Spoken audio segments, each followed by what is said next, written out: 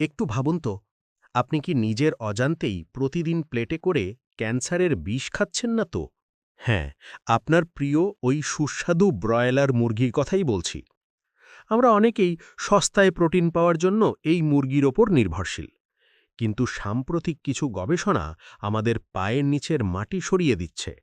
আজকের ভিডিওতে আমি আপনাকে এমন কিছু সত্যি বলবো, যা শোনার পর আপনি হয়তো আজ থেকেই মুরগি খাবার আগে 10 বার ভাববেন।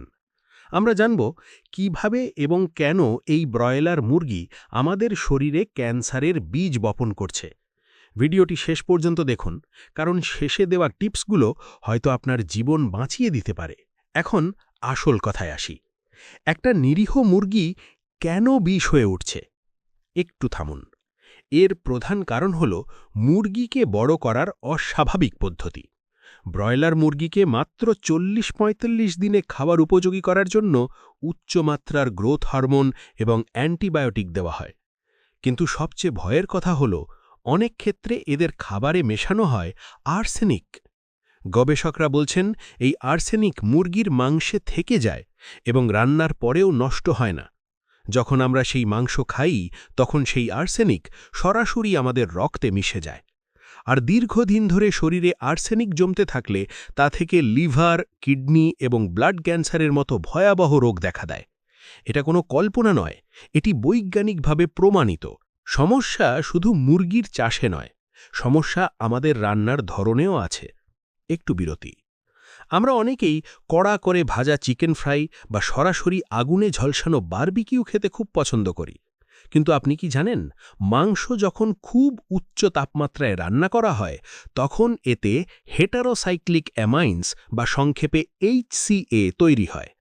এই কেমিক্যালটি সরাসরি আমাদের শরীরের ডিএনএ বা ডিঅক্সিরাইবোনিউক্লিক অ্যাসিডের গঠন পরিবর্তন করে দিতে পারে। আর যখনই আপনার শরীরে ডিএনএ ক্ষতিগ্রস্ত হবে, তখনই সেখানে ক্যান্সার কোষ জন্ম নেওয়ার রাস্তা তৈরি হবে। অর্থাৎ আপনি যত বেশি পোড়া বা কড়া ভাজা মাংস খাচ্ছেন, ক্যান্সারের ঝুঁকি তত বাড়িয়ে দিচ্ছেন। অক্সফোর্ড ইউনিভার্সিটির একটি গবেষণায় দেখা গেছে, যারা নিয়মিত এই ধরনের মুরগি খান, তাদের প্রস্টেট ক্যান্সার এবং লিম্ফোমা হওয়ার ঝুঁকি অন্যদের চেয়ে প্রায় 20% বেশি। এছাড়া অতিরিক্ত অ্যান্টিবায়োটিক ইনজেকশন দেওয়ার ফলে আমাদের শরীরে অ্যান্টিবায়োটিক রেজিস্ট্যান্স তৈরি হচ্ছে। এর মানে হল, ভবিষ্যতে আপনার শরীরে কোনো ইনফেকশন হলে কোনো ওষুধ আর কাজ করবে না। ভাবুন তো, পরিস্থিতি কতটা ভয়ানক।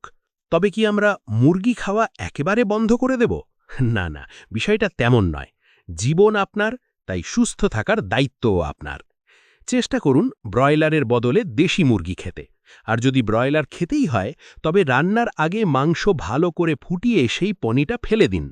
এতে ক্ষতিকারক কেমিক্যাল কিছুটা হলেও কমে যায়।